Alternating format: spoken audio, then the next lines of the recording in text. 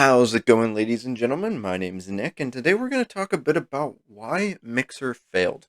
So, a little background. Mixer was a live streaming service that started as a company called Beam in 2016, and then it was acquired by Microsoft in 2016.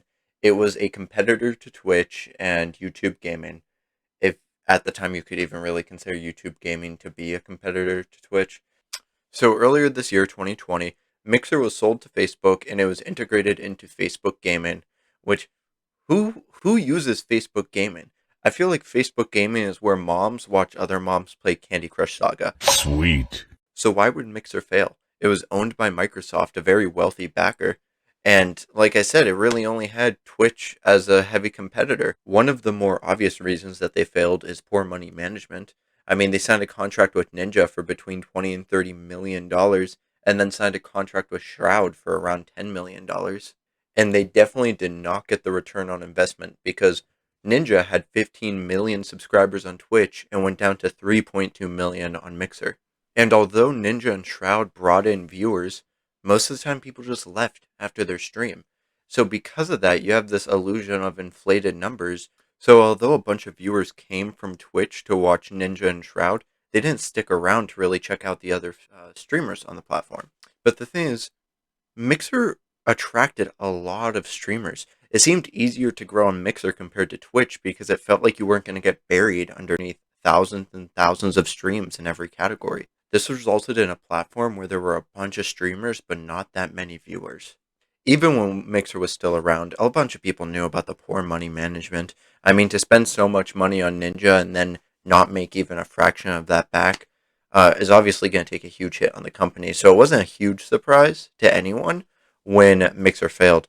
But it wasn't until more recently where former employees came forward and started speaking about racism and toxicity at the Mixer workplace. So here's a tweet from a former employee of Mixer named Millie, who's a black man who worked for Mixer for about 2 years. I was one of the only black people working at Mixer during my tenure. While at a conference, I was pulled aside and told that the only reason I was hired was because I am street smart. So I'm not going to read the entire tweet, but the big thing that blew my mind is a time that Millie explains where his manager was giving them an analogy, and the analogy was, I am in between a rock and a hard place. What I mean is that the partners are my slaves. I own their content. I control their success on our platform. For me, I am the slave master. I own partners. And Millie said immediately he got pissed and angry, obviously, understandably, and essentially HR was not helpful. The manager tried to defend the usage of the analogy, and it's embarrassing.